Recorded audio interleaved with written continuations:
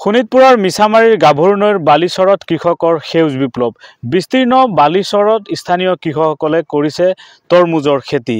বাৰিষাত জলমগ্ন হৈ থকা এই গাভৰুনৈৰ যি বালিচৰত এতিয়া এই অঞ্চলটোৰ কৃষকসকলে তৰমুজ খেতি কৰি সেউজ বিপ্লৱ কৰিছে। আৰু আমি পোনে পোনে সেই দৃশ্যাংশ দেখুৱাম। এয়া হৈছে মিছামাৰীৰ যি গাভৰুনৈৰ বালিচৰ, আৰু এই বালিচৰ বাৰিষাত জলমগ্ন হৈ থাকে আৰু এতিয়া এনেধৰণে সেউজীয়া পৰিৱেশ এই বালিচৰত।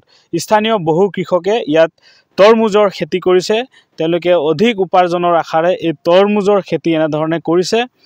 এই অঞ্চলটো বাৰিষাত জলমগ্ন হৈ থাকে, যিহেতু এয়া বেলখি যি গাভৰু নদীৰ মাজভাগ, আৰু এই মাজভাগ জলমগ্ন হৈ থাকে। সেয়েহে কৃষকসকলে এতিয়া এই বালিচৰত এতিয়া তৰমুজৰ খেতি কৰিছে। মই কৃষকসকল আছে, তেওঁলোকৰ সৈতে কথা পাতিম। ক'ত ঘৰ আৰু কি তৰমুজৰ খেতি কিমান কৰিছে? তৰমুজৰ খেতি ইয়াত আপোনাৰ 19 বিঘামান আছে, আৰু সেই তাত 18 বিঘামান আছে। এতিয়া 18 বিঘাটোতো মৰি গ'ল, নাই এইখিনি আছে। আৰু কেতিয়া হ'ব এইবিলাক বিক্ৰী উপযোগী? এইটো আপোনাৰ আৰু 20-15 দিনমান লাগিব, 15 দিনমান লাগিব। সময়মতে হ'ব? সময়মতে হ'ব। কেনেকুৱা ফচল হৈছে? ফচলটো এতিয়া অলপখিনি জেগাত ভালেই লাগিছে, আৰু সেইখিনি জেগাত মানে এতিয়াও লগা নাই। এইটো চাওঁ পিছত কেনেকুৱা লাগে নালাগে। ক'ত বিক্ৰী কৰিব এইবিলাক? এইবিলাক ইয়াতেই বেপাৰী আহিব, ইয়াতেই বিক্ৰী হ'ব। কি আশা কৰিছে এইবাৰ তৰমুজৰ খেতি কেনেধৰণে হোৱা? আশাটো কৰিছিলোঁ, এতিয়া চাইছোঁ যেনেকুৱা আশা কৰিছিলোঁ তেনেকুৱা নহয় নেকি। তেনেকুৱা নহ'বগৈ। সেইটো মৰি গৈছে, আপোনাৰ 18 বিঘামান মাটি মৰি গৈছে। ইয়াতো গছ কেতিয়া ক'ৰবাত ভাল আছে, ক'ৰবাত ভাল নাই। কিমান টকা ইনভেষ্ট কৰিছে ইয়াতে? ইয়াত আপোনাৰ 6.5 লাখমান গৈছে। 6.5 লাখ? 19 বিঘা মাটি? 19 বিঘা নহয়, আৰু আপোনাৰ সেই তাত 18 বিঘা আছে, ইয়াত 19 বিঘা। কেইজন খেতিয়ক? সেইটো মিলাই 3জন। ফচল ভাল হ'লে উপাৰ্জন? ফচল ভাল হ'লে উপাৰ্জন হ'লে হয়, কিন্তু আমাৰ সেইটো মৰাৰ কাৰণে নহ'ব। এইটো বিক্ৰী কৰিলেও নহ'ব, এতিয়া লোকচানেই থাকিব। বাৰিষাত ইয়াত পানী থাকে গোটেই? পানী থাকে, বাৰিষাত পানী থাকে। এতিয়াতো বালিচৰ, বাৰিষা হ'লেও মানে নিশ্চয়কৈ বাৰিষাত ইয়াত জলমগ্ন হৈ থাকে এই অঞ্চলটো, কিন্তু এতিয়া কেৱল সেউজীয়া পৰিৱেশ, কাৰণ কৃষকসকলে এই বালিচৰত এতিয়া তৰমুজৰ খেতি কৰিছে। কেইবা লাখ টকা তেওঁলোকে ইয়াতে খটুৱাই এনেধৰণে তৰমুজৰ খেতি কৰিছে। মই কথা পাতিম, আৰু কৃষক আছে।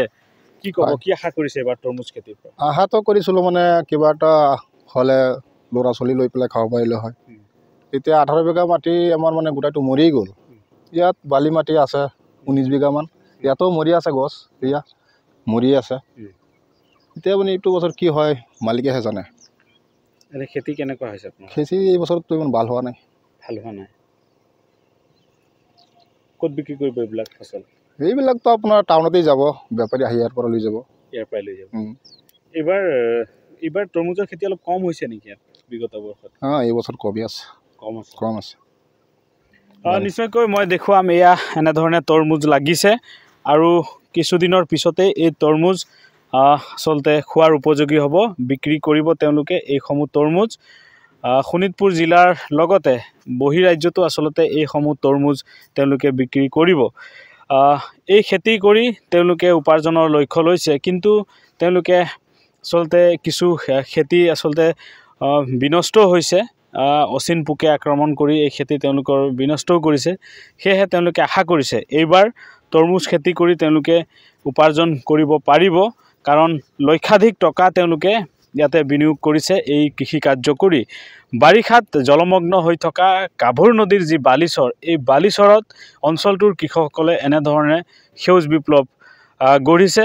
উপযুক্ত বজাৰৰ তেওঁলোকে লাভ কৰিছে, যদিও বিগত বৰ্ষতকৈ এই বছৰ তৰমুজ খেতি যেনেধৰণে হ'ব লাগিছিল তেনেধৰণে হোৱা নাই বুলি তেওঁলোকে প্ৰকাশ কৰিছে। আপুনি বিচৰা বাতৰি পাব কেৱল নিউজ 18 এপত। নিউজ 18 এপ ডাউনলোড কৰিবলৈ স্কেন কৰক এই QR কোড। গুগল প্লে ষ্টৰতো পাব এই নিউজ 18 এপ।